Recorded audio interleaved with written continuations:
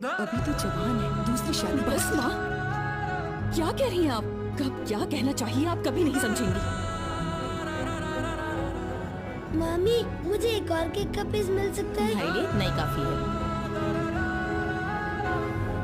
कार्तिक, नहीं मतलब वो छोटा है ना, शायद इतना वो खा ना पाए। कार्तिक, तुम्हें और एक पीस चाहिए ना? ये लो, प्लेट नीचे रखो। पर मम्मा, ये केक। प्लेट नीचे रखो। भास्कर, चलो चलते हैं। मैं इनसे बात कर रहा हूँ। कोई जरूरत नहीं है, चलो भैया चलते क्या हैं। हुआ? सुमति क्या हुआ? सुमति क्या हुआ, बताओ तो सही।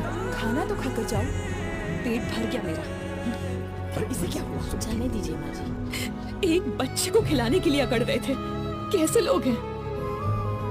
क्योंकि हम गरीब हैं। अगर पैसे होते तो इज्जत और प्यार सब कुछ होता।